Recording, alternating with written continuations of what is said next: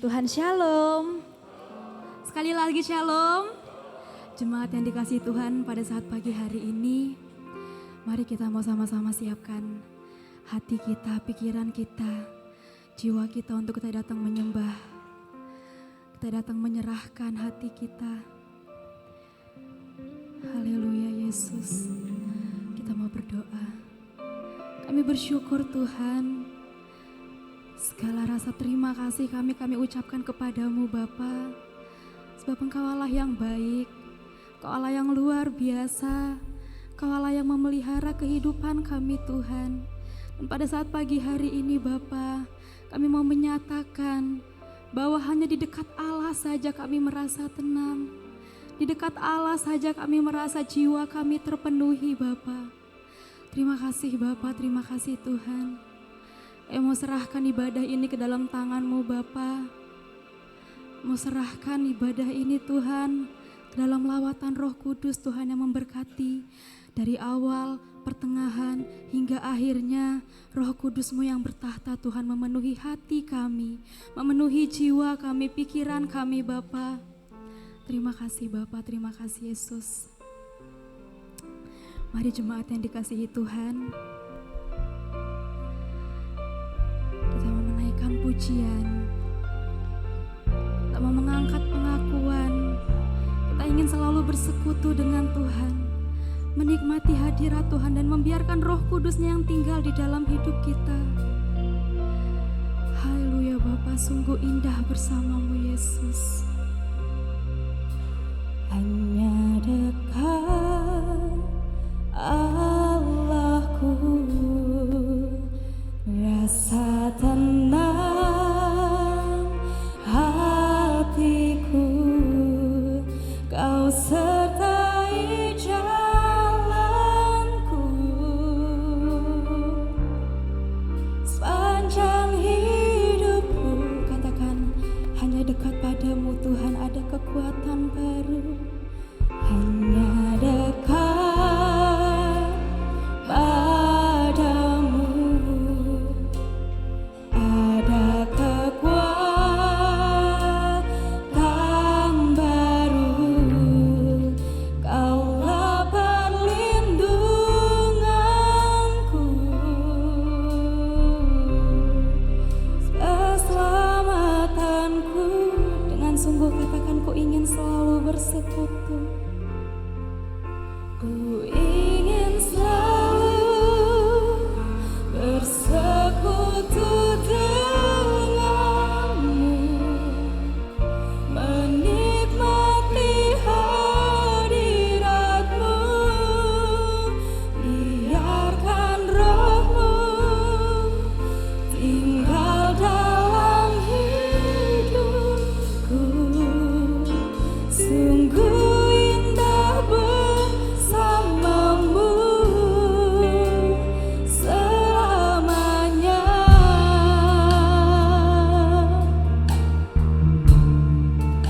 Haleluya Bapa, hanya dekat padamu Tuhan. Haleluya, hanya dekat Allahku, rasa tenang hatiku, Kau sertai jalanku. Sepanjang hidup, mari katakan hanya dekat padamu Tuhan, kami memperoleh kekuatan baru. Amin Yesus.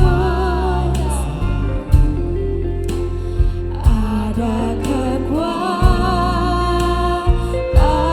baru, Kaulah perlindunganku, Kau keselamatan kami Tuhan. Kami ingin selalu bersekutu dengan-Mu Yesus.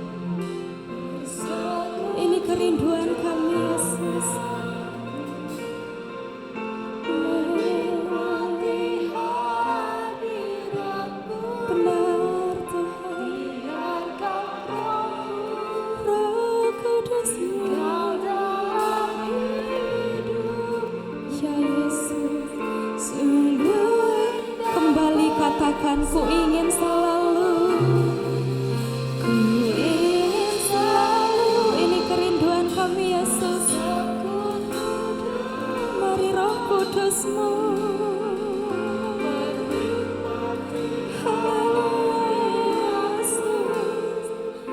Biarkan Roh-Mu tinggal dalam hidupku. Sungguh indah bersama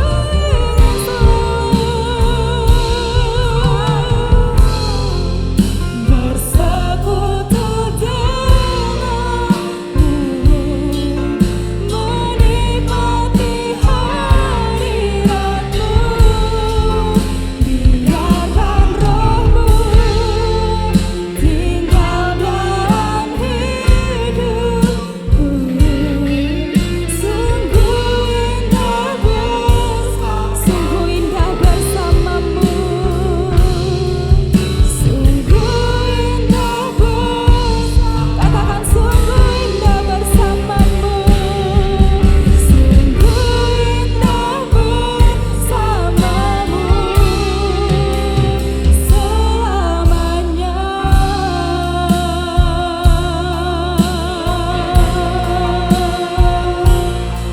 Haleluya, indah bersamamu. Hanya dekat padamu, rasa tenang hati kami. Roh Kudus-Mu penuhi kami, berkata atas kami. Yesus, ini pujian kami, ini penyembahan kami. Yesus, haleluya, haleluya.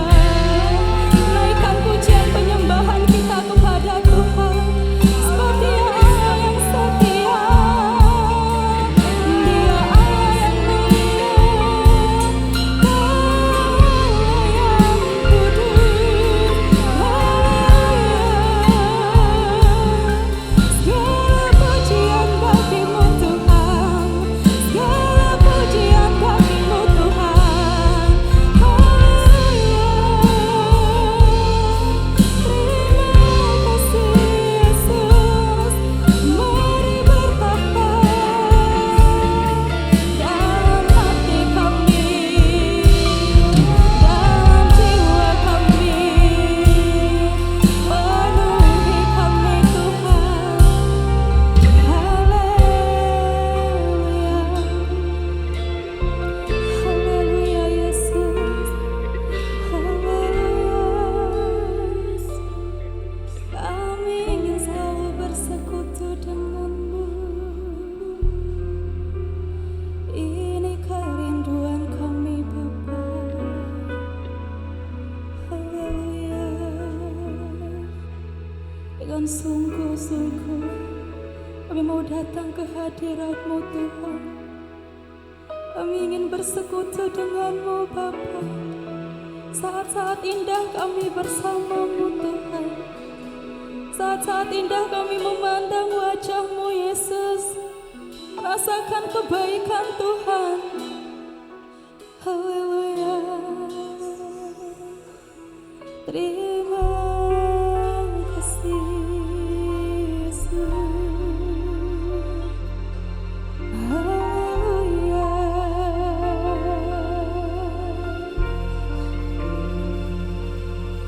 Terima kasih Tuhan.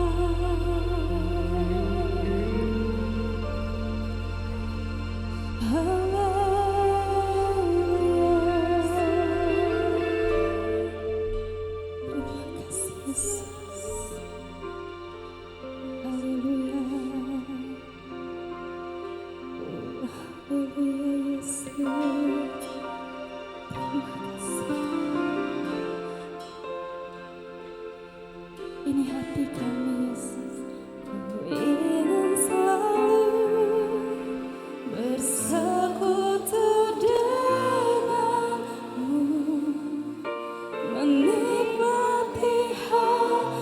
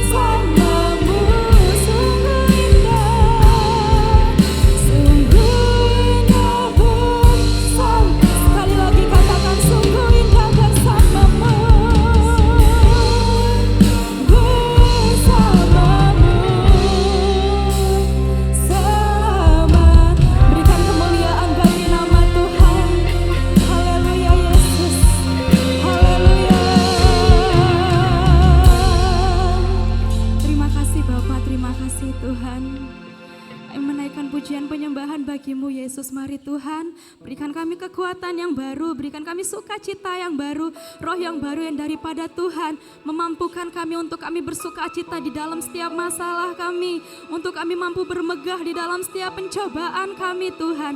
Terima kasih Bapa, terima kasih Yesus. Kami terima sukacita, kami terima kekuatan yang baru hanya di dalam nama Tuhan Yesus Kristus. Kami mengucap syukur dan berdoa bersama-sama, kita katakan amin. Puji nama Tuhan. Sekali lagi saya sapa dari depan ini, shalom.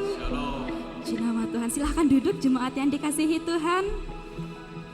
Kita yang ada pada pagi hari ini, kita mau menyembah Tuhan, datang menyembah Tuhan di hadapan kemegahannya. Haleluya. Kita mau katakan, Engkau baik, teramat baik. Terima kasih Yesus.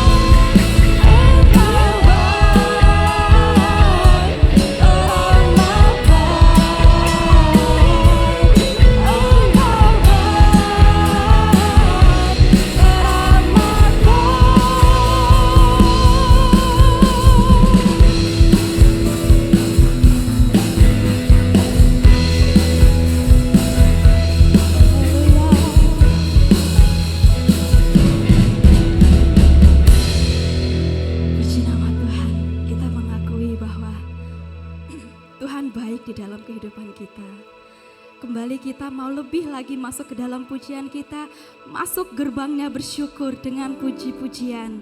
Sebab Tuhan baik, anugerahnya kekal selamanya. Amin. Puji nama Tuhan.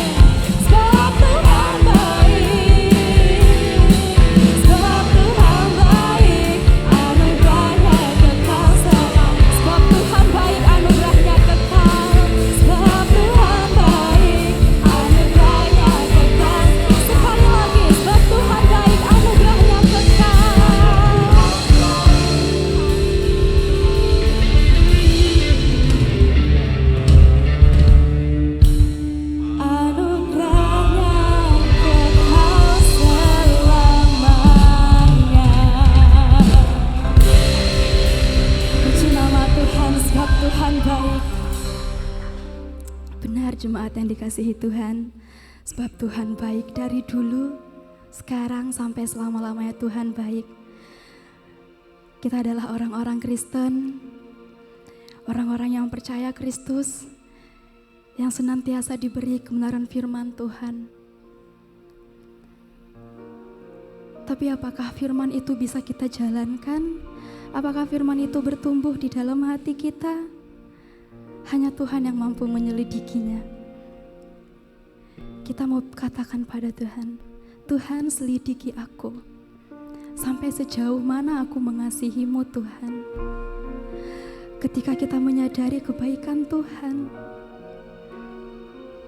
maka natur kita selama-lamanya akan mau mengasihi Dia. Sebab Dia Allah yang telah rela meninggalkan kerajaannya, meninggalkan segala-galanya untuk menebus kita. Kita adalah makhluk yang berharga di mata Tuhan. Haleluya Bapa. Silahkan duduk jemaat yang dikasihi Tuhan. Kita mempersiapkan hati kita. Kita persiapkan jiwa kita untuk diisi oleh kebenaran firman Tuhan. Oleh sebab itu sambil kita mengumpulkan persembahan, kita angkat lagu pujian Selidiki Aku. Haleluya Yesus. Selidiki kami Tuhan, lihat hati kami Yesus.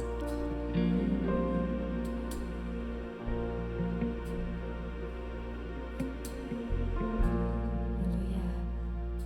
Selidiki aku, lihat hatiku, apakah ku sungguh mengasihi Yesus, Kau yang Maha Tahu.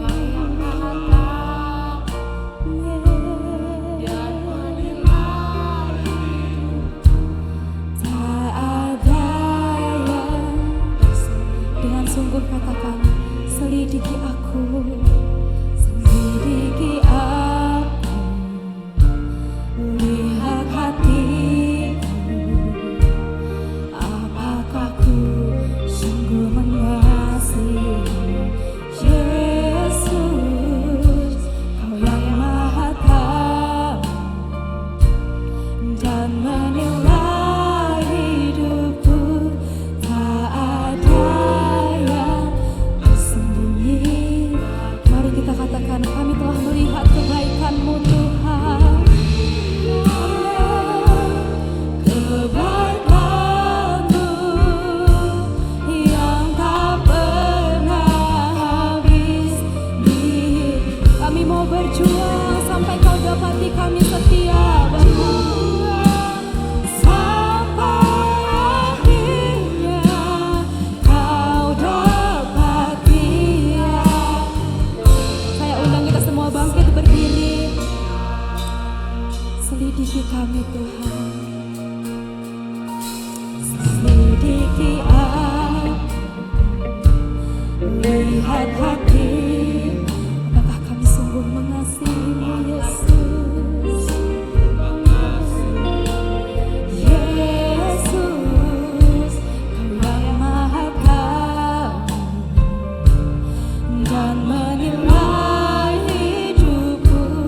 Tak ada yang tersembunyi. Telah kulihat kebaikan-Mu, telah kulihat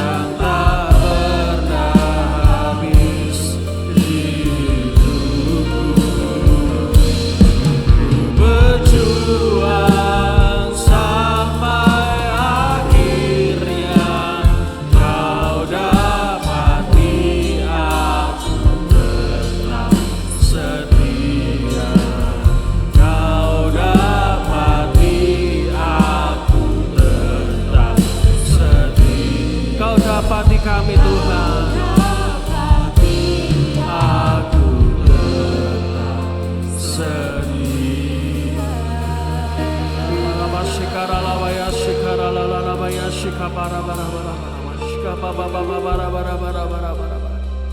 Haleluya,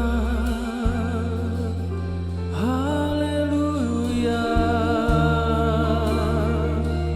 Hadirat-Mu Tuhan, hadirlah Tuhan.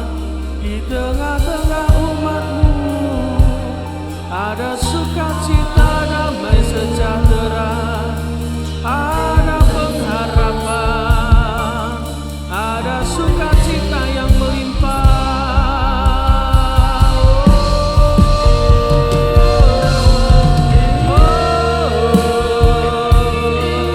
Hadirat-Mu Tuhan, berkuasalah Roh Kudus, berkuasalah, berbicaralah kepada kami. Kami siap mendengarkan Engkau Tuhan.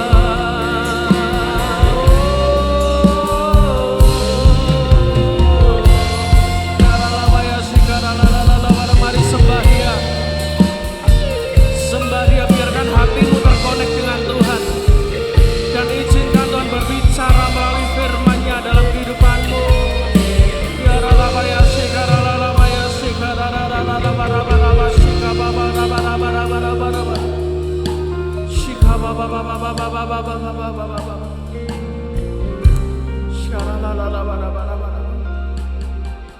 Berbicaralah kepada kami Tuhan.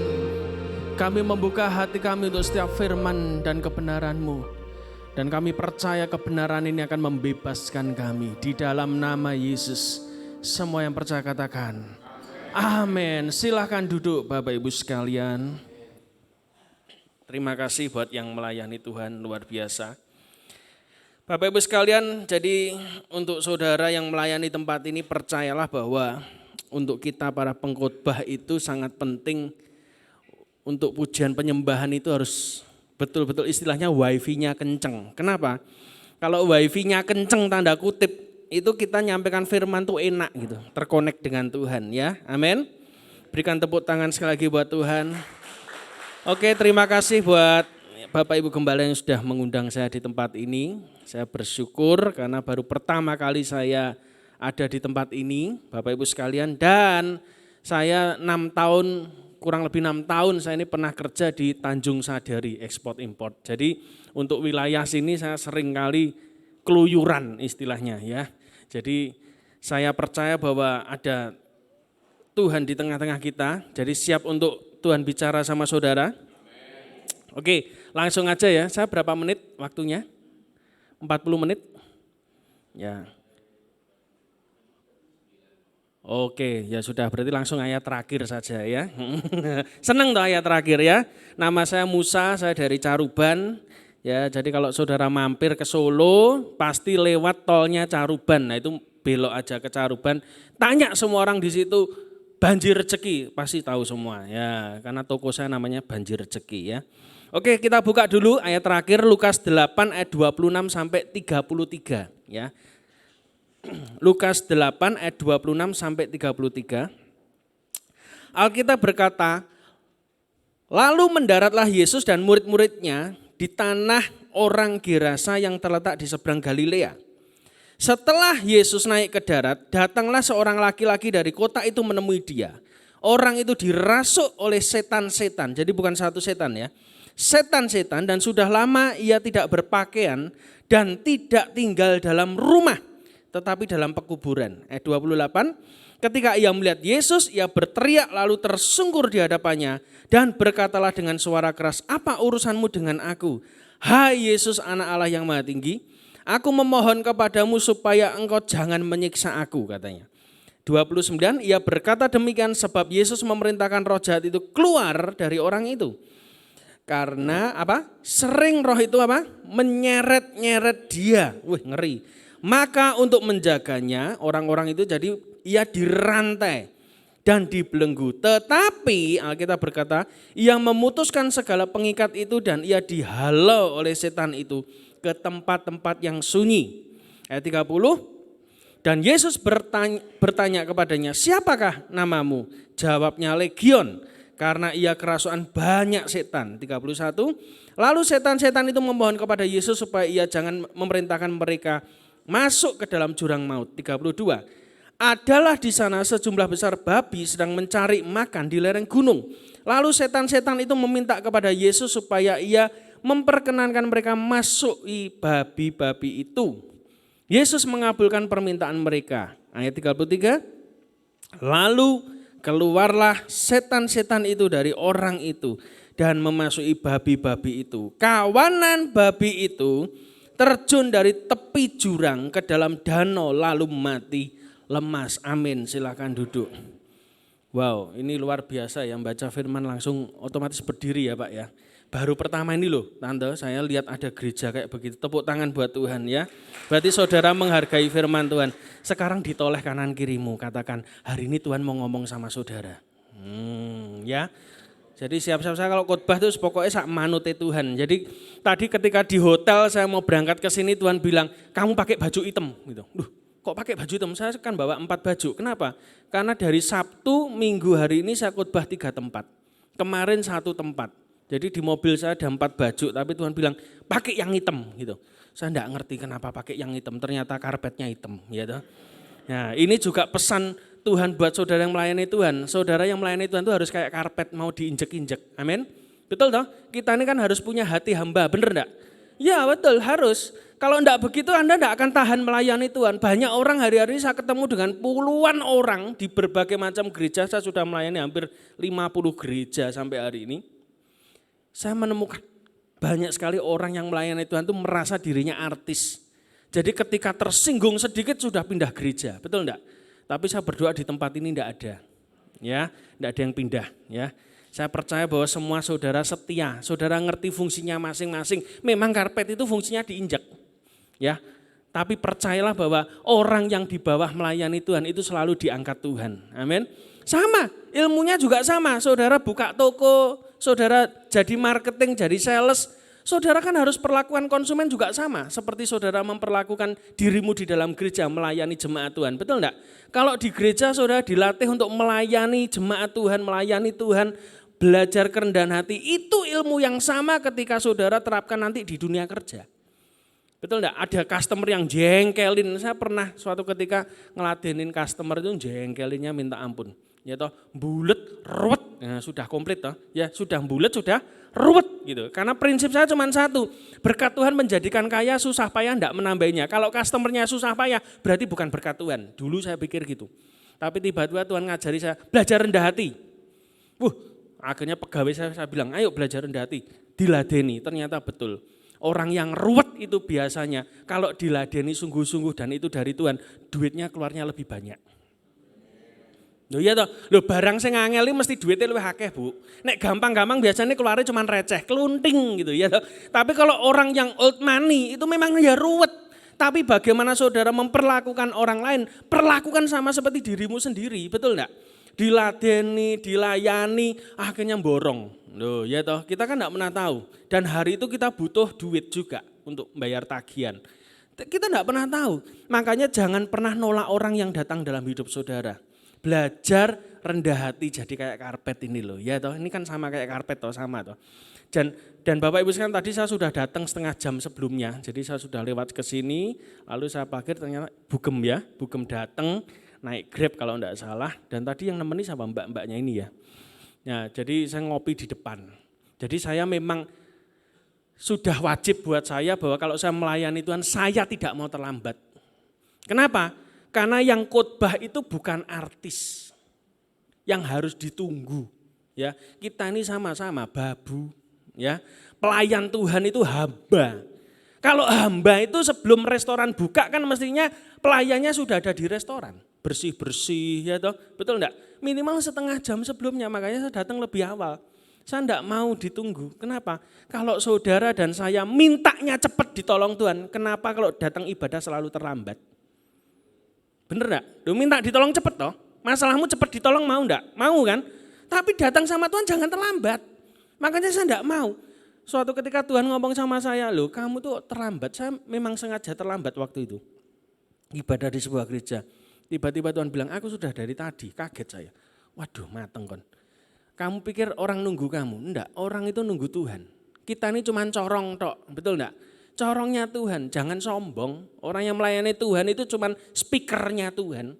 Kalau enggak dipakai ya syukur, dipakai ya syukur, sudah gitu aja. Makanya kalau saudara yang di tempat ini melayani Tuhan, itu karena anugerah Tuhan. Betul enggak? Loh, orang yang melayani itu anugerah Tuhan. Saudara pikir saya belajar Alkitab ini bisa khotbah di tempat ini? Enggak. Saya ini enggak pernah sekolah Alkitab. Wong saya dulu nakalnya setengah mati yuk. Loh, betul, merosal. Teman-teman saya yang lebih rohani loh, sampai hari ini enggak ada yang khotbah. Malah yang nakal kayak saya ini malah sekarang khotbah kemana-mana. Coba, apa enggak bingungi ikut Tuhan, betul enggak? Ya ikut Tuhan tuh gitu, yang dablek malah dipakai Tuhan, betul enggak? Coba ditoleh kanan kiri suami istri itu, weh dablek ora apa gitu. Ini dablek bar iki mesti khotbah gitu. Ya tak doakan. Yo kenapa? Yang ngomong ini aja bisa kok, mosok saudara enggak bisa. Semua bisa dipakai Tuhan. Melayani Tuhan enggak harus di mimbar kok. Sampai hari ini kalau saudara tanya orang-orang di Caruban banjir rezeki itu tiap hari kita mesti kegiatannya sosial terus. Sampai ada gereja lain itu yang tanya tante, jane banjir rezeki duitnya tekan ndi toh? Uangnya tuh dari mana toh kok tiap hari bagi terus kita. Enggak pernah jualan bagi terus gitu. Tapi enggak pernah bangkrut loh. Saya ngomong sama beberapa pemimpin rohani yang mempertanyakan itu, saya ngomong loh, saya ini lagi melakukan firman Tuhan Pak. Loh kok bisa? Iya. Loh katanya Isa itu kalau masa kering malah nabur. Gitu. Makin nabur malah sugih. Nah itu saya lagi ngetes firman Tuhan. Loh iya toh enak toh. Ada firman ya dilakukan. Supaya apa? Saudara ngalami. Percuma saudara belajar Alkitab tapi kalau saudara enggak mau ngalami Tuhan. Betul enggak? Alkitab siapa di sini yang percaya bahwa hemat pangkal kaya? Angkat tangan. Amin. Dari SD kita diajari apa? Hemat pangkal kaya. Itu salah. Enggak Alkitabiah. Alkitab ngomong apa? Ada orang yang menyebar harta bertambah kaya. Tapi ada yang menghemat setengah mati, mati tenan. Gitu. Betul dong Alkitab ngomong tambah miskin. Jadi jangan ngajari anak saudara hemat ya nanti pangkal kaya. Ada ceritanya enggak orang hemat tambah kaya? Enggak ada. Yang ada adalah orang nabur tambah kaya. Dulu toko saya separuhnya ini, separuh gedung ini. Tapi sekarang sudah nambah satu, nambah. Jadi kalau saudara dulan ke tempat saya, yang tadinya ruko separuh, sekarang tuh sudah enggak karu-karuan. Kenapa? Tanah belakang kebeli, samping kebeli, yang kiri kebeli, yang kanan kebeli. Jadi enggak karu-karuan bentuknya. Jadi kalau saudara ke tempat saya tuh bawa anak kecil ya dipegangi anaknya, soalnya tersesat. Loh iya toh, loh saking banyaknya tempatnya tembus sana tembus ini gitu. Loh kenapa? Ya karena Tuhan. Rumusnya apa? Nabur, jangan pelit. Makin pelit makin enggak kemana-mana, percayalah. Jadi saya ini kalau ditanya orang strateginya bisnis itu biar berkembang apa Pak? Nabur, sudah selesai. Loh kok bisa? Iya, petani itu kalau enggak nabur benihnya ya enggak mungkin tumbuh padi, betul enggak? Satu benih itu bisa muncul berapa bulir padi. Sama, kalau duit saudara cuma saudara simpen, deposito bunganya berapa, kena pajak, ya toh. Tapi kalau saudara tabur ke orang miskin, Alkitab berkata apa? Barang siapa yang berbuat baik pada orang miskin, memiutangi Tuhan. Lah, kalau pengen saudara utang, Tuhan utang sama saudara, bantu orang miskin. Loh, kapan lagi kita bikin Tuhan utang sama kita, betul enggak? Loh iya toh, loh itu Alkitab loh, saya cuma melakukan itu kok. Dan sampai hari ini, puji Tuhan, melewati COVID, pernah enggak kondisi ekonomi turun? Ya ikut turun. Barang di toko habis, barang di gudang habis, duit di rekening habis, utangnya enggak habis-habis loh coba. Itu COVID kemarin tuh hampir remuk-remukan itu saya. Tapi saya lihat banyak orang yang tokonya tutup, dijual tutup, dijual itu banyak sekali waktu COVID kan, di sini mungkin ada. Tapi Tuhan bisa membalikkan keadaan. Tiba-tiba ada supplier dari provinsi lain, yaitu bukan Jawa Timur, dari seberang, tiba-tiba datang nawari barang, minta berapa aja kita isi loh coba. Kalau enggak Tuhan, betul enggak? Dan sejak itu utang-utang kita sudah lunas. Dalam waktu kurang lebih cuma 3-4 bulan. Loh kenapa bisa begitu? Jalani sama Tuhan. Jangan cuma teori tok, saudara, saya percaya saudara sudah Kristennya bertahun-tahun di tempat ini.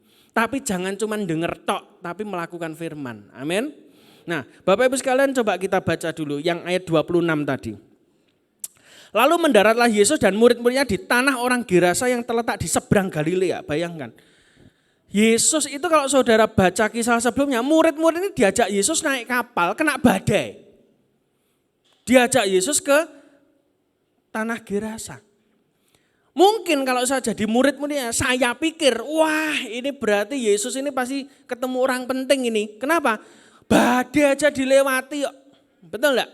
Ini mesti orang penting ini kok sampai. Tiba-tiba ketika nyampe di tanah Gerasa, tiba-tiba wong edan, orang gila, itu pun satu.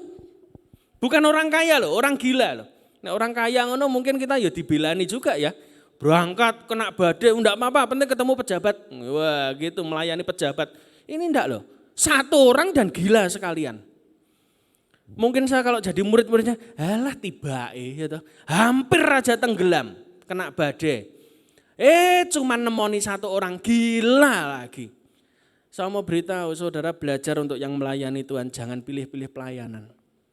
Jangan pilih-pilih pelayanan. Saya ngalami dulu orang cerita, jangan pilih-pilih pelayanan. Saya pikir ya oke lah. Ternyata setelah saya sekarang tanda kutip laris ya toh, istilahnya ya toh.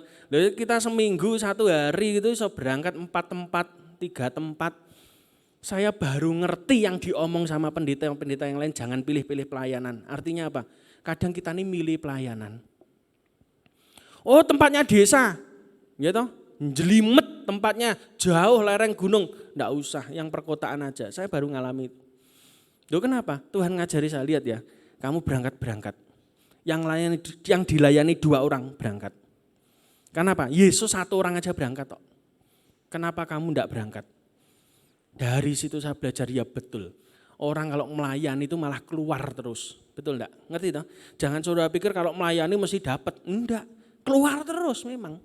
Finansial keluar, transport keluar. Tapi belajar untuk melayani walaupun 1 orang. Yesus ini loh 1 orang dilayani. Dan sejak itu saya belajar satu hal, apa itu hati hamba. Jadi kalau saudara melayani Tuhan, saudara harus belajar sungguh-sungguh. Ya, 1 orang pun dilayani. Saudara buka toko toh, banyak yang buka toko melayani orang, 1 orang layanono. Jangan lihat penampilan ya. Saya berkali-kali begitu. Ada orang yang kelihatannya karena tempat kita agak di desa, ya toh, kadang ada orang datang naik sepeda ontel itu. Bapak-bapak itu sederhana sekali, pakai celana pendek, sandal jepit, datang cari kulkas, mesin cuci begitu, ya toh. Pegawai saya kadang kan underestimate, biasanya suka melayani yang naik mobil.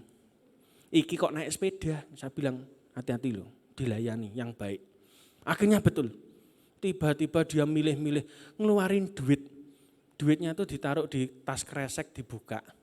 Itu sampai dikareti, banyak duitnya. Jangan pernah meremehkan apapun.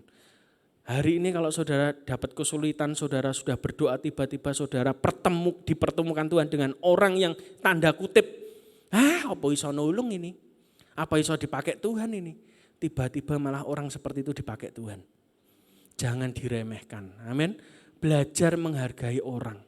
Loh, kita enggak pernah ngerti loh. Kadang kita tuh minta yang nolong saya harus pejabat. Yang duitnya banyak, ya toh. Yang punya pangkat, belum tentu loh. Orang sederhana kadang bisa nolong kamu. Baca di Alkitab, orang-orang besar yang diselamatkan Tuhan, itu lewat apa? Orang kecil. Contoh paling gampang siapa? Naaman. Naaman kena kusta. Dia datang kepada Nabi Tuhan, dibilangnya apa? Celupkan 7 kali di sungai Yordan. Panglima Naaman ngomong apa? Apa di sungai lain itu enggak ada yang lebih bersih dari sungai Yordan loh, coba ngomel toh. Tapi yang menyelamatkan Naaman dan akhirnya dia nurut siapa? Bujang kecil. Pegawai kecil, pegawai rendahan ngomong apa? Tuan, kalau Nabi itu nyuruh Tuan yang sulit, bukankah dilakukan? Ini kan gampang toh, cuma nyelupkan kayak teh celup itu 7 kali. Ya selesai toh. Tiba-tiba Naaman itu tanda kutip tertolong dengan perkataan orang yang direndahkan itu tadi, bujangnya, pegawainya yang rendahan. Akhirnya dia masuk ke sungai Yordan 7 kali dia sembuh. Andai kata Naaman tidak mendengarkan bujangnya, dia tidak akan sembuh. Banyak di Alkitab, coba Rahab menyelamatkan 2 pengintai, betul enggak? Sampai akhirnya Yesus pun lahir dari keturunan Rahab, pelacur itu.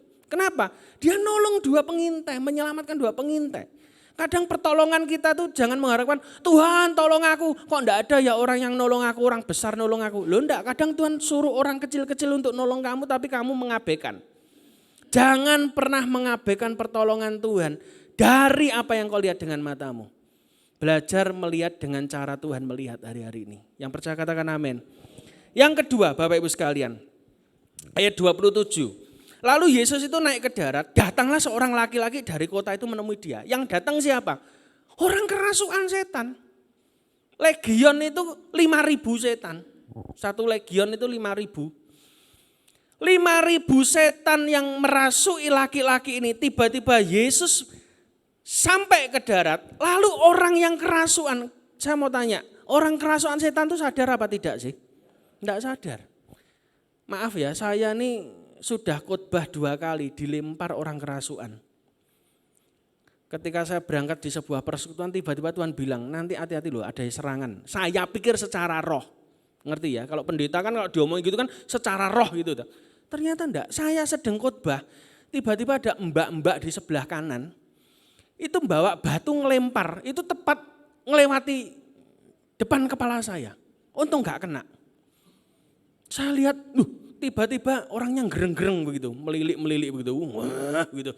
Wah ini setan nih, kesurupan nih. Saya mau beritahu ya, setan kalau enggak bisa serang kamu secara langsung, karena kamu diproteksi Tuhan, dia akan pakai orang lain untuk serang kamu. Setan itu jireh, enggak bisa nyerang saya langsung. Dia pakai orang lain untuk apa? Ngelempar, tapi tetap enggak kena. Terus berikutnya saya pelayanan di tempat lain juga, saya khotbah. Saudara ngerti, tiba-tiba, ya ini lucu juga, makanya kalau saudara pelayanan harus waspada. Orang yang melayani Tuhan, melayani yang maha tinggi selalu musuhnya ada. Saya khotbah, sebelah kanan pendeta yang undang, sebelah kiri pemain musik. Di depan seberang itu ada seseorang tiba-tiba ngelempar sandal. Dilempar, untung sandalnya kena pendetanya.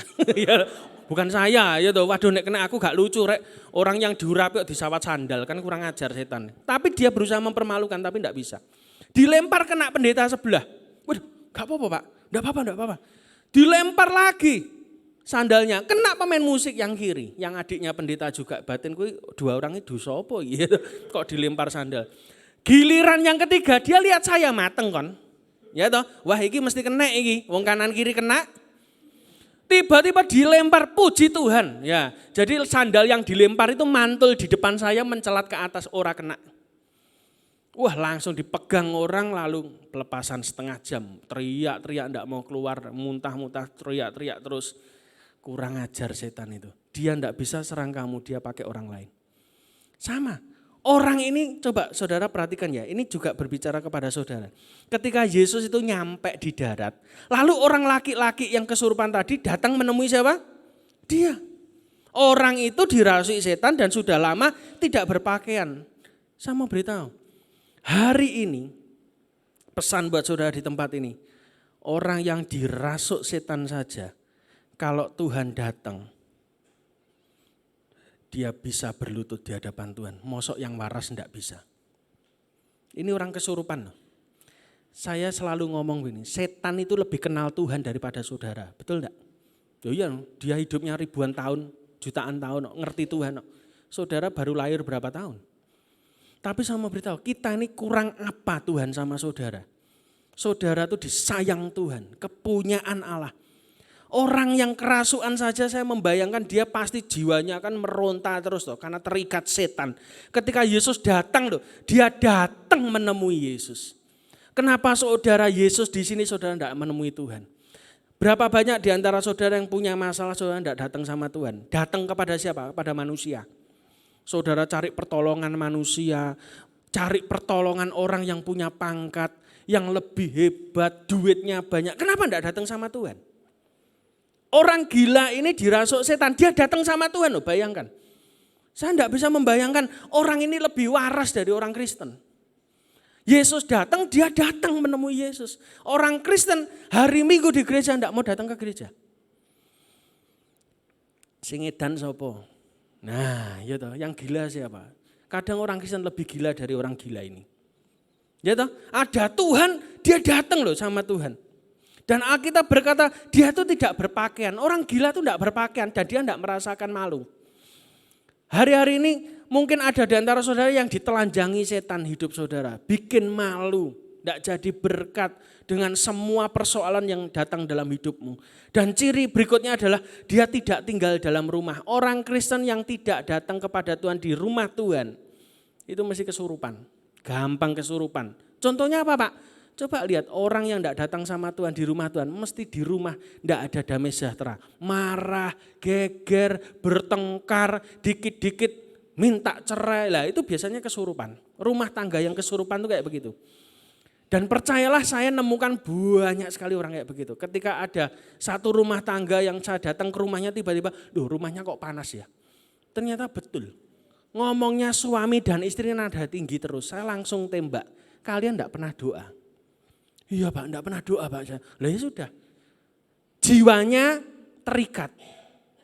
Enggak pernah doa pasti. Kenapa? Orang yang doa mesti rumahnya ada damai sejahtera. Yang percaya katakan amin.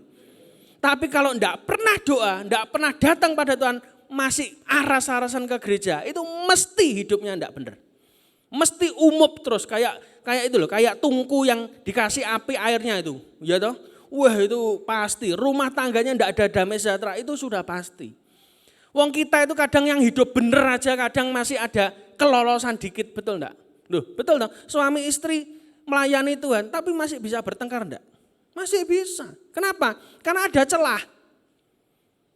Kadang setan tuh masuk pada celah-celah yang kamu enggak sadar. Tapi belajarlah bahwa setiap kita itu harus tinggal di rumahnya Bapak. Supaya Pak Saudara aman. Di tempat Bapak Saudara aman. Dalam hadirat Tuhan adalah tempat paling aman. Jadi aneh kalau orang Kristen tidak suka menyembah Tuhan. Orang Kristen tidak suka masuk di hadirat Tuhan. Orang Kristen itu tidak suka cari wajah Tuhan, itu aneh. Kenapa? Mesti dia kayak orang gila, keleleran. Itu kenapa? Dia tidak mau tinggal dalam rumah loh. Orang gila itu sukanya di jalan terus. Keliling, jalan di pasar, lalu di got, ya toh, di mana lagi. Itu orang kayak begitu. Orang yang kesurupan mesti kayak begitu. Makanya saudara jangan sampai kayak begitu. Dan ciri berikutnya apa? Dia suka di mana tadi? Alkitab berkata, dalam pekuburan. Orang mati. Orang kalau sudah hubungan sama setan, mesti dekat dengan kematian, percayalah. Orang-orang yang suka main dukun itu mesti ada tumbalnya. Makanya saya mau beritahu, banyak orang pengusaha hari-hari ini sudah gelap mata. Kenapa? Anak Tuhan loh. Tiba-tiba tanya, dukun sing ciamik di mana? Loh, kurang ajar enggak? Loh, anak Tuhan itu tanya begitu, dukun sing ciamik di mana? Saya bilang gendeng apa waras kamu? Orang gila aja minta dilepaskan kok kamu yang waras minta terikat, betul enggak? Saya mau beritahu ya, yang saudara yang mungkin suka main dukun tak kasih tahu. Saudara pengen tokomu laris, saudara pergi ke dukun, tak kasih tahu ya. Dua hal, yang pertama. Kalau dukun itu bisa bikin toko laris, dia buka toko duluan. Loh, bener gak? Loh, yang duit toko saudara kok saudara tanyanya sama orang yang goblok, ya toh? Betul enggak? Kalau dukun itu pinter, ya toh, bisa buat toko laris, dia mesti buka toko banyak. Yang kedua, dukun itu tidak bisa membuat toko laris, tapi dia bisa membuat kompetitormu tutup. Dia tidak punya kuasa untuk memberi, ngambil bisa. Contoh paling gampang, beberapa waktu yang lalu ketika awal saya buka toko, tiap hari di depan toko saya itu ada kayak garam. Pernah toko yang sudah buka toko tahu ya. Pagi-pagi ketika kita buka toko itu mesti ada kayak garam gitu. Saya lihat, oh awal-awal saya mulai gelisah, wah ini sudah bingung. Wah kasih minyak urapan, didoakan, kayak begitu, dibestrap segala macam. Saya pakai cara Kristen istilahnya, ya toh. Tapi Tuhan ngomong jangan diabaikan saja, tidak usah dipikir. Loh kok tidak usah dipikir? Biasanya kalau saya tanya pendeta-pendeta, didoakan tokonya, dikasih minyak urapan, disemprot segala macam. Tapi saya dengar Tuhan bicara, tidak usah diapa-apain. Oh ya sudah, manut Tuhan toh.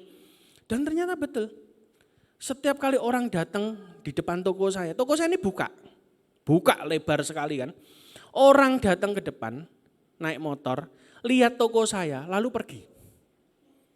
Betul ya? Pernah ya? Kenapa? Dia lihat toko saya tutup.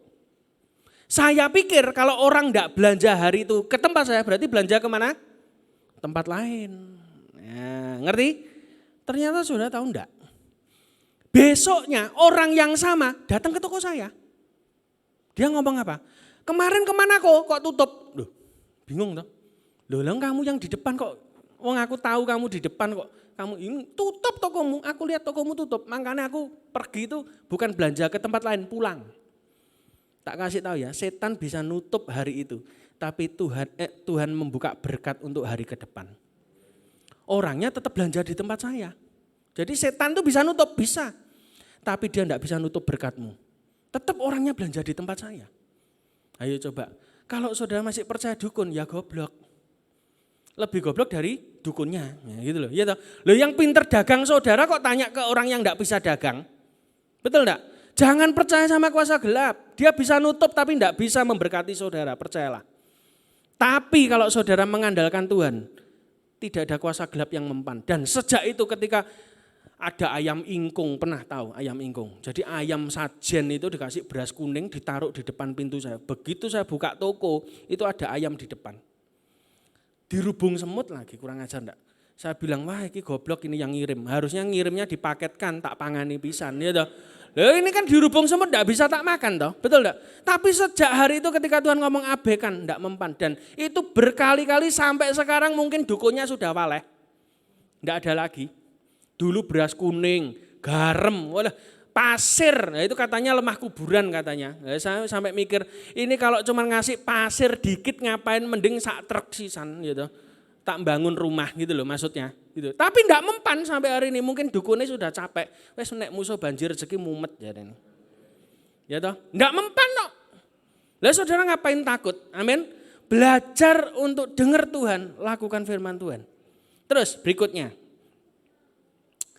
Ayat yang ke-28, ketika ia melihat Yesus, ia berteriak lalu tersungkur di hadapannya. Jadi orang gila yang kesurupan, ketika lihat Yesus, dia berteriak bersungkur di hadapannya. Saya mau beritahu, hari-hari ini setan itu lebih takut Tuhan daripada orang Kristen loh. Hari-hari ini saya lihat kelakuan orang Kristen tidak jadi berkat. Berani ngelawan Tuhan. Ini kalau saudara baca ayat 28, orang yang kesurupan, setan aja berani tidak sama Tuhan, tidak berani. Tapi kita yang waras, kita ini berani sama Tuhan. Loh gila enggak? Berani melanggar firman, berani tidak melakukan firman, berani tidak taat firman. Tapi orang gila ini loh, ketika lihat Tuhan, dia ketakutan, dia tersungkur. Setan itu lebih tahu Yesus daripada saudara. Makanya ketika saya baca ini, waduh ini buat saya ini. Kadang kalau saudara dan saya enggak taat sama Tuhan, ingat ayat ini, orang gila lebih nurut Tuhan daripada saudara. Ayo coba, orang kesurupan itu loh bisa takut sama Tuhan. Dia bisa sujud tersungkur di hadapan Tuhan dengan suara keras. Apa urusanmu dengan aku? Hai Yesus anak Allah yang maha tinggi. Orang yang kesurupan setan dia lebih kenal siapa Tuhan. Kalau hari ini pengenalanmu sama Tuhan cuman sekedar, oh Tuhan Yesus itu siapa sih Pak? Penolong. Itu berarti kayak koyok cabai, betul gak? Banyak orang Kristen itu memperlakukan Tuhan kayak koyok. Badannya pegel-pegel ditempeli. Begitu ditempeli sudah selesai koyoknya dibuang ya kayak Tuhan toh. Tapi hari-hari ini Tuhan ingatkan kita, jangan perlakukan Tuhan seperti koyok. Perlakukan Tuhan seperti raja dalam hidup saudara. Dia yang memerintah maka tidak ada satupun yang bisa menghalangi saudara. Percaya katakan amin. Amin. Dan saya percaya bahwa Tuhan itu akan menetapkan langkah kita. Sudahlah, kalau ikut sama Tuhan itu enak. Orang ngomong aduh susah. Susah itu saudara lihat apa? Kalau saudara lihat duren cuman lihat kulitnya, ya saudara akan susah. Tapi kalau duren itu sudah dibuka dan makan isinya dan saudara tahu harganya mahal, saudara ketagihan. Nek ono duite, ya toh Pak, ya nek gak duite ya berdoa supaya dikirimi terus, ya toh. Tapi tergantung, berkat Tuhan tuh kayak begitu. Kadang berkat Tuhan itu bungkusnya tuh ndak enak. Proses hidup, masalah hidup. Tapi kalau saudara ngerti cara bukanya sesuai firman Tuhan, di dalamnya ada berkat Tuhan. Berkali-kali saya dapat berkat Tuhan itu dari apa? Dari masalah. Dapat masalah ya toh, dapat masalah tapi ketika jalan dengan Tuhan tiba-tiba dibuka. Dan hari ini pun ketika kemarin saya dapat berkat lagi, ini doakan saja, saya enggak ngerti. Ada orang dari Cina datang. Dia mau kasih kita barangnya terserah, mau buka di IKN bisa, buka di Surabaya bisa, loh enak toh. Ayo coba, jadi saya yang takut malian ini ya toh. Wih ini ngeri nih ya toh. suruh buka IKN lah, saya lah ya ndak lagi di Caruban ini. Saya langsung pindah ke Kalimantan gitu. Tapi dia sudah nantangin begitu. Tak kirim barangnya, ndak usah bayar. Enak ndak? Bayarnya kalau sudah laku, enak ndak? Yo enak. Tapi saya jadi mikir, tapi tiba-tiba nanti akan tiba waktunya kamu akan nyebrang ke bangsa-bangsa. Oh ya amin. Ini saya lagi bergumul, kenapa? Di saat orang lain susah cari modal, saya dikasih modal dari luar. Ayo coba, malah jadi kita yang mikir toh, ketakutan toh. Ya toh, ini saya lagi doa carane piye Tuhan gitu. Lagi cari caranya, cari gudangnya, cari tempatnya, cari pegawainya, itu kan harus dipikir semua. Ingat ya, kalau Tuhan memberikan kita berkat, siapkan wadahnya. Tidak ada wadahnya, pecah. Dulu saya masih ingat ketika saya pertama kuliah di Surabaya. Saya lahir dari keluarga miskin. Ya toh saya bilang, Tuhan aku mau berkati dong. Berkati kayak orang-orang yang lain yang melayani Tuhan itu loh. Tiba-tiba Tuhan tanya, wadahnya mana? Loh, wadah apa? Lah kamu mau diberkati ratusan juta, kamu tidak punya rekening, masa mau simpen celengan. Saya ingat, langsung saya ke BCA buka tabungan. Tapi tetap tidak ada isinya. Ya tetap tidak ada isinya. Tapi tindakan iman itu terjadi sekian tahun kemudian sampai hari ini. Andai kata dulu saya tidak nurut Tuhan, mungkin hari ini tidak jadi kayak seperti sekarang. Betul enggak? Loh kita enggak pernah tahu. Wong tiba-tiba ada orang datang berkati ngasih rumah baru di Gresik loh. Ya, enak toh? Enak enggak? Kalau dikasih rumah enak ya? Enggak bayar loh. Nah, nek dikasih bayar buat apa gitu. Ada orang yang tanya, caranya gimana ya? Caranya gampang, pakai dengkul. Doa, pakai hidup doa. Di tengah krisis COVID, orang jual rumah, saya dapat rumah. Enak enggak? Ya enak, ikut Tuhan tuh enak. Tergantung saudara lihat masalahnya atau lihat berkatnya. Tapi belajar dari orang yang kesurupan tadi ketika dia lihat Tuhan, dia tahu dia Tuhan. Dia mengenali siapa Yesus, anak Allah yang maha tinggi. Dia tersungkur di depannya. Hari ini dengarkan baik-baik. Belajar untuk saudara kenal siapa Tuhan. Saudara dikhotbahi tiap minggu pembicara hebat di tempat ini. Ngotbahi saudara. Kenal Tuhan. Dengar Tuhan. Jangan dari kata orang terus. Ya, Bapak Ibu sekalian, saudara boleh tiap minggu ke gereja. Tapi yang enggak boleh apa? Kalau tiap hari lupa Tuhan. Ingatnya minggu tok, dengar firman, dengar khotbah, tapi Senin sampai Sabtu di dunia kerja Anda lupa Tuhan. Tiap hari harus berjalan dengan Tuhan. Saya ngalami itu, dites sama Tuhan. Pagi kalau saya enggak nyapa Tuhan, sepanjang hari buruk mesti. Wah kacau, pokoknya kacau. Ada aja masalah. Tiap pagi kalau enggak ketemu Tuhan duluan, ya toh, mesti sepanjang hari itu buruk. Itu saya ngalami berkali-kali. Tak coba, saya ini sukanya ngetes Tuhan gitu. Jajal tak gak doa pagi hari gitu. Betul, sepanjang hari orang beli komplain, orang beli barangnya rusak. Oh no, masalah. Tapi ketika, bener juga, mungkin ini kebetulan. Tak coba lagi, aku tak doa. Pagi-pagi doa, ya toh, sebelum bangun tidur doa. Sepanjang hari orang beli gampang. Nggak rewel, ngasih duitnya gampang. Mau gesek ya bisa, mau cash juga bisa loh. Tak coba lagi besoknya, ora doa. Pagi, saya enggak doa. Ruwet lagi. Enggak tahu pickupnya banyak bocor lah, pegawainya enggak masuk lah, sopirnya enggak tahu ngilang kemana, ada aja pokoknya. Lalu saya enggak puas, tak coba lagi, mungkin kebetulan orang nekat tok ya. Pagi-pagi saya doa lagi, semuanya beres lagi. Oh saya ngerti, tiap pagi kalau enggak ketemu Tuhan sepanjang hari jelek. Awali hidupmu bersama dengan Tuhan. Tiba-tiba Tuhan ngomong, loh bukankah Kejadian 1 ayat 1 sudah tak bilang. Pada mulanya Allah.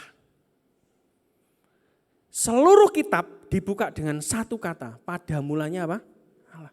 Saudara buka toko itu juga pada mulanya siapa? Ya Tuhan. Dimulai dengan doa dulu buka toko. Siapa di sini yang punya toko angkat tangan? Duh, gak ono sing duwe toko. Lah terus punya apa? Enggak punya apa-apa, waduh ampun. Yang punya toko atau kerjalah, angkat tangan. Ya, doanya dirubah, ya toh. Dulu kalau saya kerja buka toko gitu, ya berkati. Salah. Tuhan ngajari saya apa? Sekarang kalau buka toko doanya dirubah. Hari ini aku nampani berkat. Wes ngono tok. Loh iya toh. Buka toko tuh saudara nerima duit loh. Kerja tuh Anda terima duit, bukan cari duit. Kalau cari duit, duitnya larinya lebih kenceng kata Tuhan. Betul enggak? Banyak orang mengejar harta enggak tambah kaya, tambah momot hidupnya. Betul enggak? Berantakan rumah tangganya, kenapa? Ngejar duit. Tapi Tuhan ngajari saya apa? Jangan kejar duit, bikin duit datang sama kita. Jadi setiap kali saya buka toko, doa profetik saya bilang, hari ini aku menerima duitnya Tuhan, berkatnya Tuhan. Ya tiba-tiba orang datang itu kan bukan beli barang menurut saya, setor duit sama saudara. Mbok ijoli barang menurut, betul enggak? Loh, ya cara pikirnya kan begitu. Supaya apa? Kalau tokomu sepi, engkau enggak stres. Kemarin juga begitu Om, toko saya sepi, cuman laku berapa barang aja. Istri saya sudah bingung, wah ini tagihannya begini, sudah diem aja. Kalau toko sepi waktunya rest, istirahat. Waktunya apa? Istirahat. Istirahat bukan untuk domblong, istirahat tidur tidak, cari Tuhan. Hari itu saya praktekkan, saya doa, saya nyembah Tuhan, saya dengerin YouTube firman Tuhan, saya makan firman sebanyak-banyaknya. Sudah ngerti enggak? Besoknya orang borong tuh hampir sekitar 30 juta. Ayo coba, andai kata hari itu saya enggak rest, mungkin besok waduh enggak mungkin ada berkat kayak begitu, betul enggak? Kadang Tuhan itu menunda berkat supaya kamu istirahat. Cari Tuhan dulu. Supaya apa? Begitu besok engkau buka berkatnya datang kamu siap. Loh, Tuhan jadi jangan mikir kok sepi ya. Sering kali saya lihat begitu ngonselingi pengusaha-pengusaha kalau datang sama didoakan kok toko saya sepi. Loh, ngapain tokonya sepi? Waktunya istirahat, waktunya pelayanan, waktunya cari Tuhan. Beberapa orang ngeyel, gak percaya ya toh. Tapi yang percaya menerima. Tiba-tiba dia melayani Tuhan, bikin komsel, rumahnya dipakai komsel. Saya mau beritahu, di sini ada komsel enggak? Persekutuan rumah tangga. Mungkin perlu diadakan, kalau pengen rumahmu diberkati, pakai rumah doa. Kalau pengen tokomu diberkati, rumahmu pakai doa. Ya toh, doa rumah tangga, bestonan, kalau bahasanya kan bestonan itu toh. Pakai itu. Kenapa? Kalau Tuhan hadir di rumah tanggamu, sudahlah kamu diberkati Tuhan. Loh, ada ayatnya Pak, ada Obed-Edom. Tabut Tuhan di rumahnya Obed-Edom cuma 3 bulan loh. Rumahnya diberkati Tuhan. Dan itu tak praktekkan, tempat saya itu tak bikin persekutuan doa. Isinya 70-80 orang. Ya toh, sampai hari ini. Kenapa? Diberkati Tuhan. Orang yang datang diberkati. Saya yang punya rumah diberkati, toko diberkati. Setiap kali ada tagihan jatuh tempo, mepet, tiba-tiba Tuhan bisa kasih mujizat. Lolos. Loh, enak toh kayak begitu. Makanya rumahmu pakai rumah doa. Mulai besok, ya toh, mulai daftar ke Ibu Gembala, ya toh. Ayo kapan? Tiap Kamis tempat saya, bestonan, digilir gitu. Ya rumahnya biar jadi rumah doa terus. Giliran terus. Kenapa? Ada berkat Tuhan di situ loh. Amin. Dan saya percaya bahwa Tuhan masih bicara sampai hari ini. Saudara harus percaya itu. Dan ketika saudara nurut sama Tuhan, percayalah bahwa berkat Tuhan itu mengalir. Yang terakhir. Kita langsung loncat ayat 32. Kok cepet jamnya gitu ya. Habis ini saya harus jam 11 ke Nginden soalnya, khotbah juga. Ayat 32.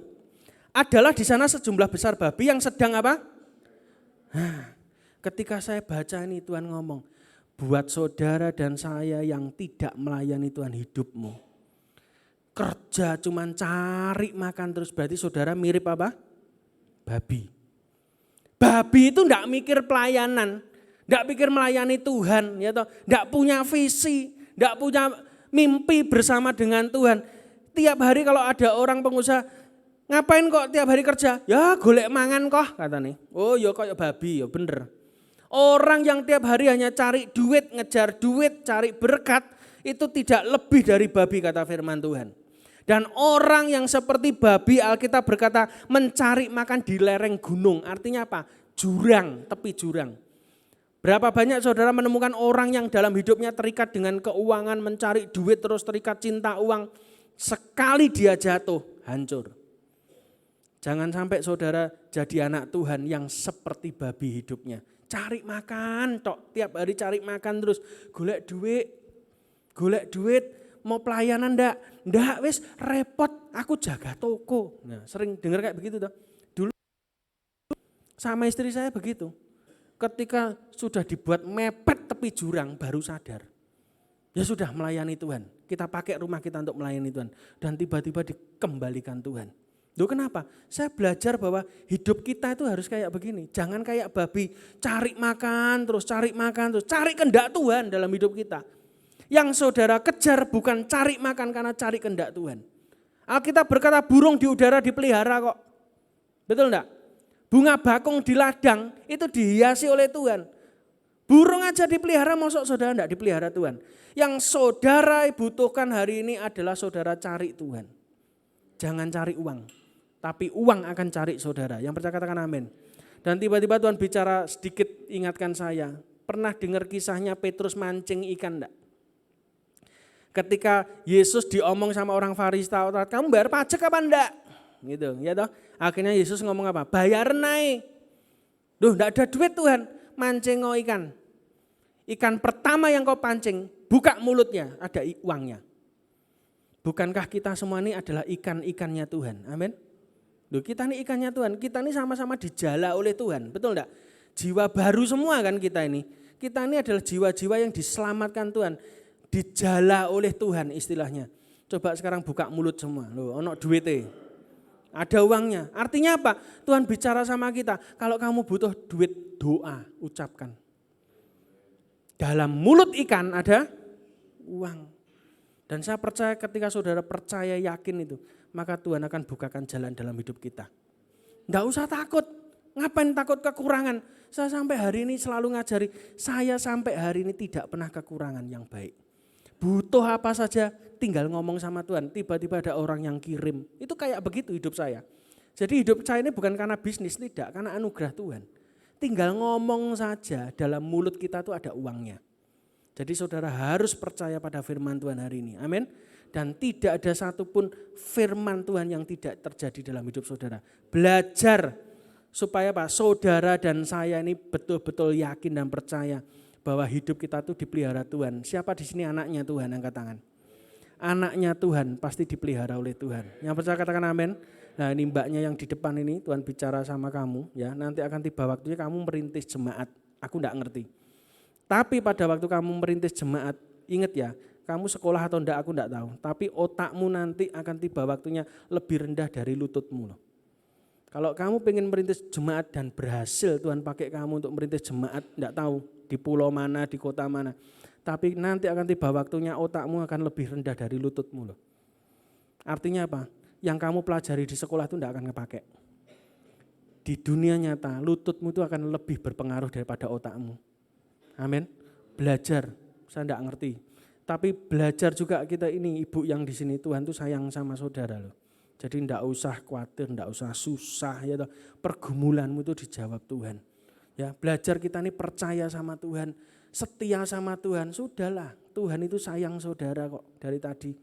Ya, kita belajar apa? Untuk percaya sama Tuhan. Pergumulan saudara ini lagi dijawab Tuhan. Saudara datang ke rumah Tuhan, selalu ada beberapa juga ibu yang tanya doa, Tuhan kok enggak dapat sesuatu ya Tuhan, kok enggak dapat ini, ada yang doa kayak begitu. Tapi saya kasih tahu, ketika engkau berhenti berdoa, engkau sedang berhenti mendekati jawaban doa. Jangan berhenti berdoa. Jangan berhenti berdoa buat ibu itu tadi. Ya, saya enggak ngerti siapa.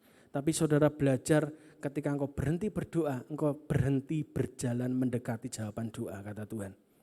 Jangan pernah berhenti berdoa. Seperti wanita pendaran itu. Wanita pendaran itu kalau dia tidak mendesak dan mendekat kepada Tuhan, dia tidak akan sembuh. Belajar hari-hari ini. Amin. Jadi belajar hari ini firman Tuhan, kita Bapak Ibu sekalian percaya sama Tuhan. Jangan seperti babi. Jadi mulai sekarang fokusnya diganti. Jangan cari duit. Jangan cari gangdo. Tapi gangdo itu akan datang sama saudara. Saya sampai hari ini, istri saya adalah orang yang paling kaget lihat perubahan hidup saya. Kenapa?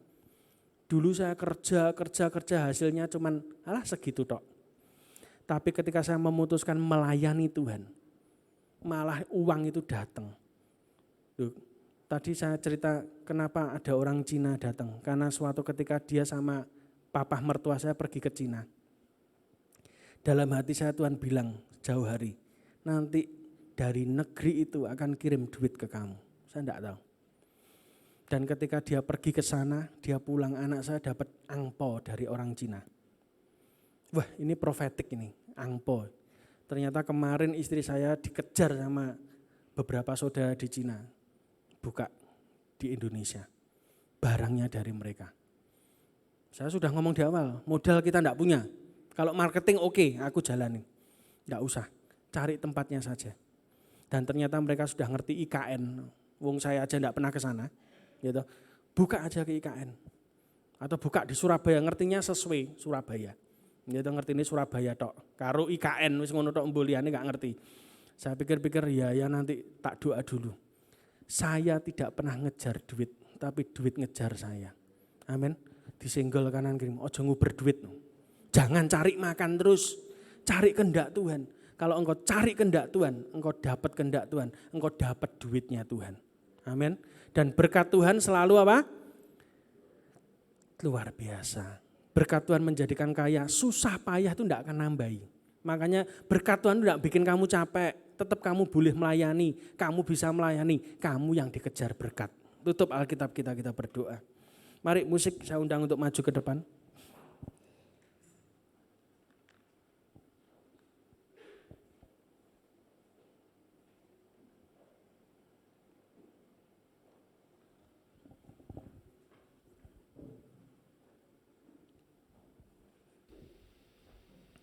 Yesus. Lagu yang terakhir tadi aja. Hari ini semua berdoa di hadapan Tuhan. Shikaparalama shikarala. Kiralaba ya shikarala.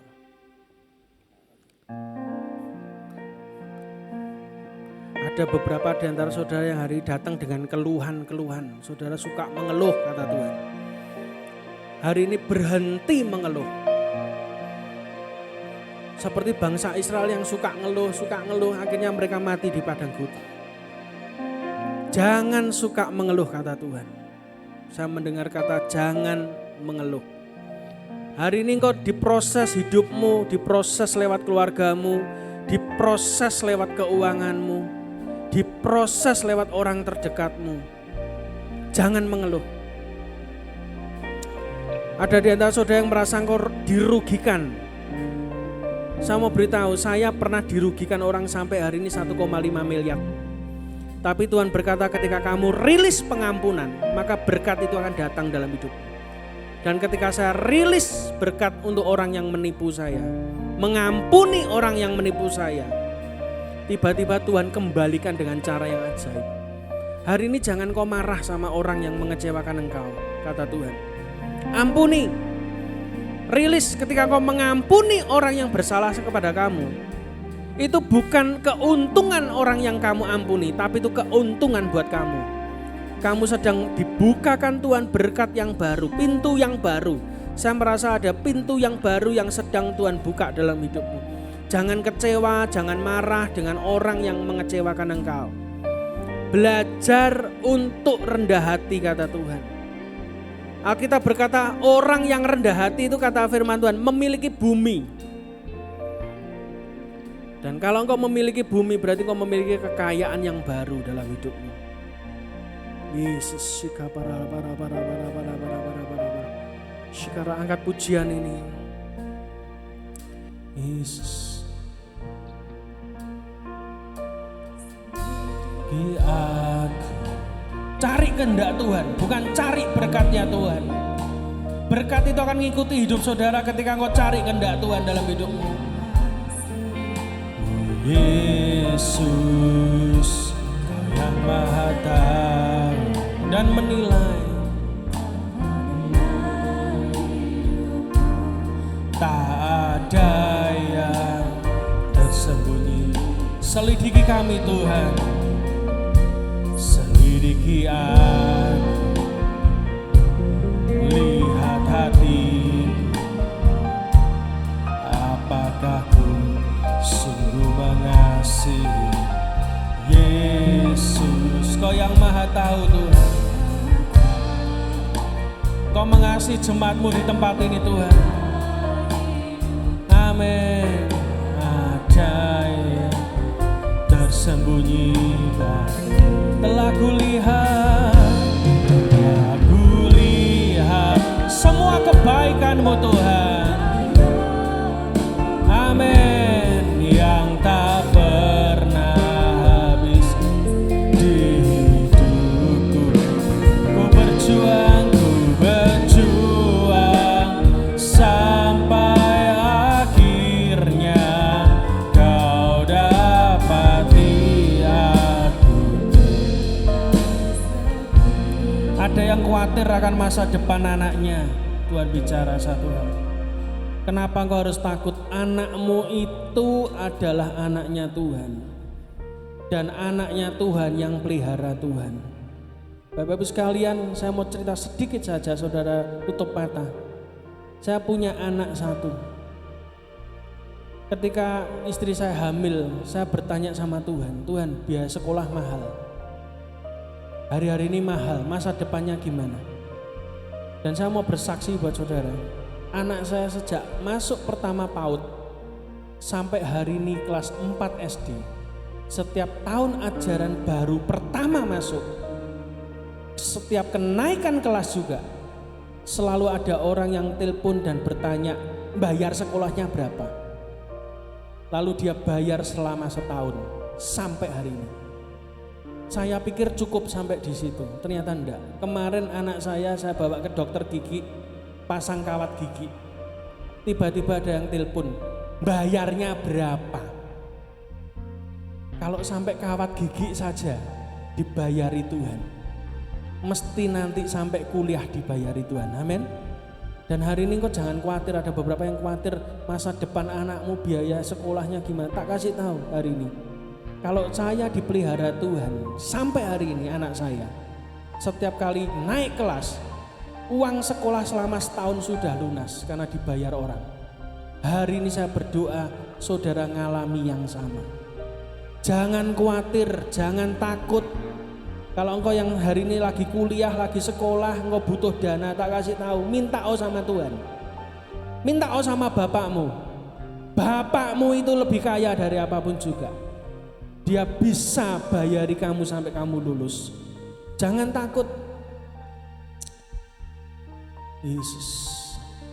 Engkau yang ada sakit, dengarkan baik-baik. Engkau tidak usah takut engkau sakit, tidak sembuh.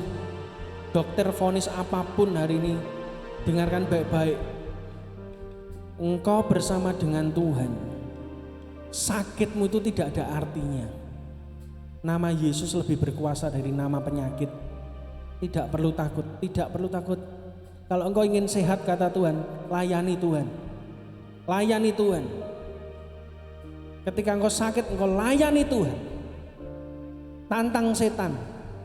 Ketika engkau melayani Tuhan, sakitnya sembuh. Shikaparalabaya shikaralabara. Shikaralabalaba shikaralaba. Jangan khawatir, kata Tuhan.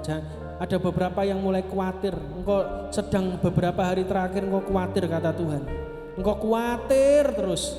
Khawatir tentang semua hal dalam hidupmu. Saya melihat banyak hal. Dan kau merasa hidupmu ruwet, kata Tuhan. Tapi hari ini ketika engkau datang sama Tuhan, maka persoalan itu akan diurai satu persatu. Ikuti saja Tuhan. Tuhan berkata, ikuti aja. Jalan dengan Tuhan. Mulai sekarang dengarkan Tuhan. Izinkan Tuhan intervensi dalam hidupmu, maka dia akan mengurai. Saya melihat seperti tangan yang lagi narik benang satu persatu. Setiap masalahmu itu akan diurai Tuhan satu persatu. Dan setiap masalah itu akan selesai bersama dengan Tuhan. Tidak usah khawatir, tidak usah takut. Shikaparalabaya shikarala. Shikaralabarabaya shikaralabarabara. Tagihan, ada yang takut tagihan. Saya tidak tahu apakah saudara ada yang terikat hutang. Tuhan berkata jelas, jangan lari ketika engkau ditagih. Jangan sembunyi engkau ditagih, engkau salah. Hutang itu adalah salah. Belajar tanggung jawab, seperti Daud tidak lari. Ketika Daud ditegur Nabi Nathan, dia bertobat. Tuhan berkata kalau engkau ditagih orang, jangan lari, hadapi. Hadapi dengan kasih, hadapi dengan kerendahan hati. maka itu akan diselesaikan oleh Tuhan. Belajar dari kesalahan, jangan utang lagi. Engkau mikir engkau akan cari utangan lain untuk nutup utangmu yang lama, tidak bisa. Engkau akan gali lubang, tutup lubang, engkau akan jatuh pada lubang yang lebih dalam.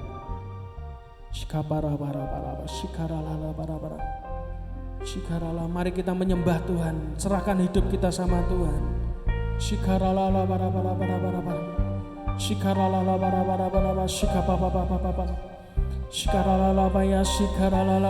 angkat tanganmu di hadapan Tuhan, sembah Dia, sembah Dia.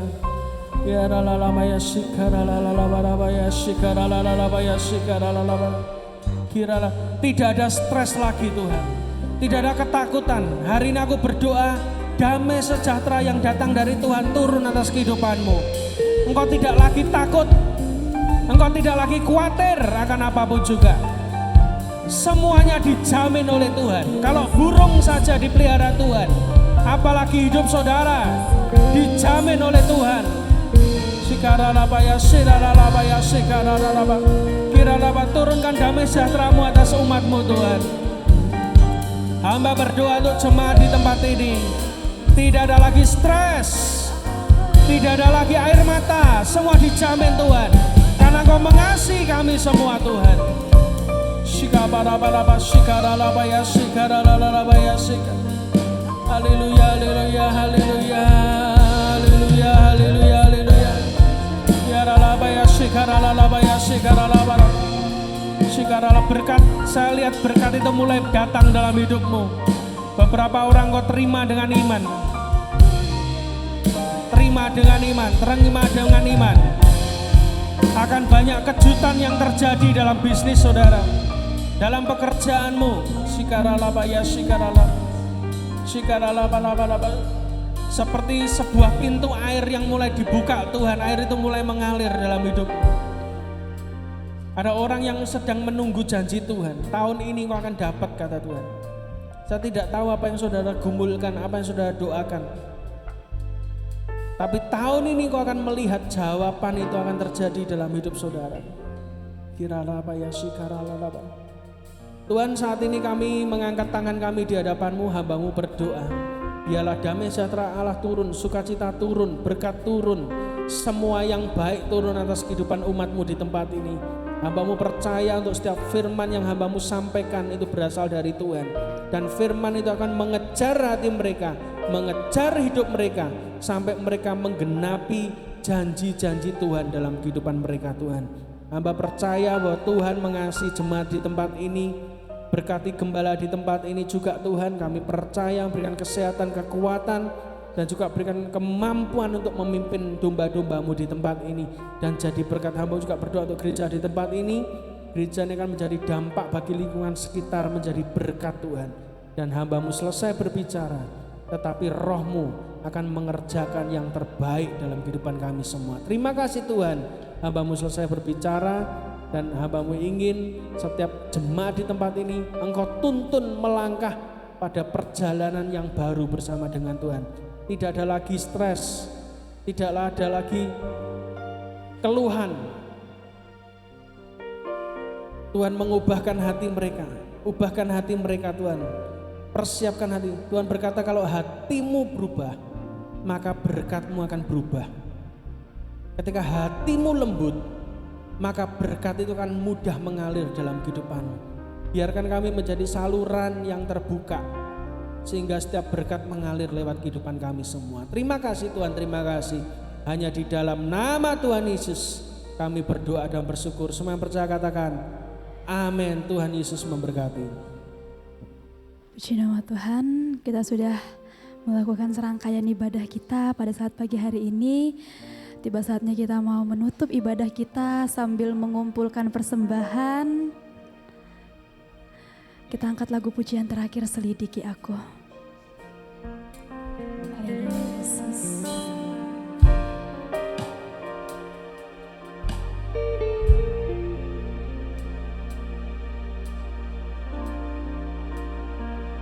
Selidiki aku, lihat hatiku, apakah ku sungguh mengasihi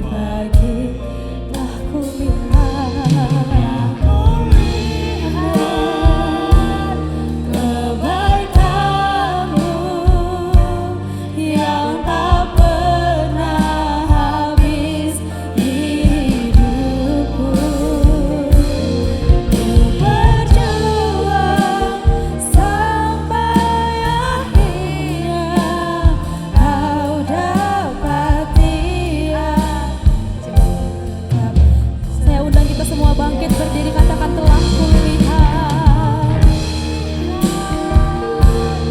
kebaikanmu yang tak pernah habis di hidupku. Ku berjuang sampai akhirnya kau dapati aku tetap setia. Kau dapati aku tetap setia. Tuhan, kami seluruh jemaat mengucap syukur Tuhan pagi hari ini Tuhan telah kirimkan hambanya yaitu Bapak Pendeta Musa Hendri ya Tuhan untuk melayani tempat ini, memberikan berkat firman, menguatkan iman kami semuanya ya Tuhan.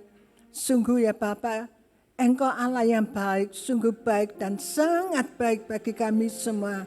Engkau ingatkan kami untuk kami selalu setia di dalam ibadah, di dalam doa, di dalam mencari Engkau Tuhan.